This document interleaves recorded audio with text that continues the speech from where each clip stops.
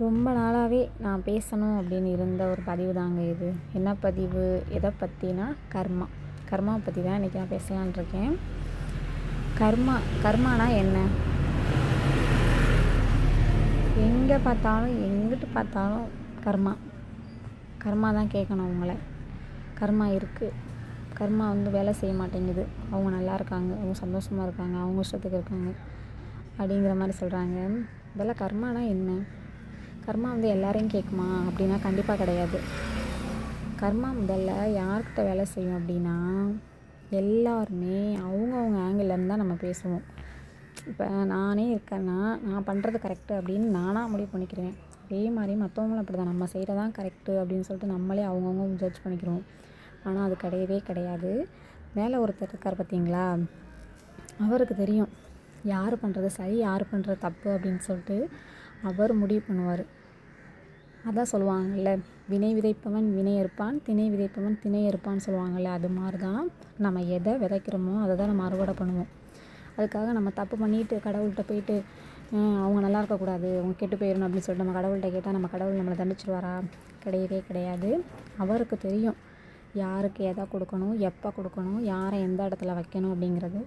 மேலே ஒருத்தர் இருக்கார் பார்த்தீங்களா, அவருக்கு தெரியும். இன்றைக்கி நிறைய பேர் இல்லை நான் நல்லா தானே பண்ணுறேன், என்னை ஏன் கடவுள் சோதிக்கிறாரு, என்னையே இப்படி கஷ்டப்படுத்துகிறாரு, அவங்களாம் நல்லா இருக்காங்க, அவங்களாம் நல்லது பண்ணுறாங்களா அப்படின்னு சொல்லிட்டு இன்றைக்கி நம்ம யார் வேணாலும் என்ன வேணாலும் பேசலாங்க. ஆனால் கடவுள் இருக்கார் பார்த்தீங்களா, நம்ம பாதியிலேருந்து தான் நம்ம யோசிப்போம். ஆனால் அவர் அடிமட்டத்தில் கணக்கு வச்சுருப்பார். யார் எப்படி, யார் நல்லவங்க, யார் கெட்டவங்க, அவங்க செய்கிறது நல்லதா, அவங்க செய்கிற தப்பா, அவங்க நடிக்கிறாங்களா, உண்மையாக இருக்காங்களா, அவங்க என்ன பண்ணிக்கிட்டு இருக்காங்க அப்படின்னு சொல்லிட்டு எல்லாத்தையுமே அவர் வாட்ச் பண்ணிகிட்ருப்பார்.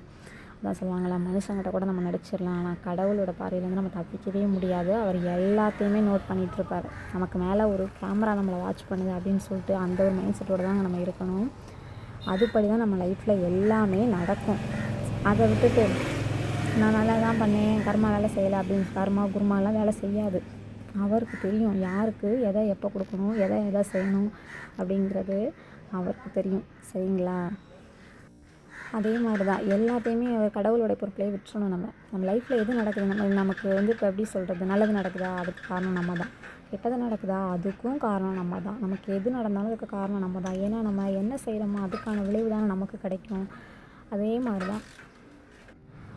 மாதிரி தான் கர்மாவும், நம்ம என்ன செய்கிறோமோ அதுதான் நமக்கு கிடைக்கும். கர்மாவும் வேலை செய்யும். சரிங்களா? அதை விட்டுட்டு அவங்க நல்லா இருக்காங்க, நமக்கு தான் அப்படி கஷ்டத்தை கடவுள் கொடுக்குறாருன்னா நம்ம நினைக்கவே கூடாது. நல்லதை நினைப்போம், நல்லதே செய்வோம், நல்லதே நடக்கும்.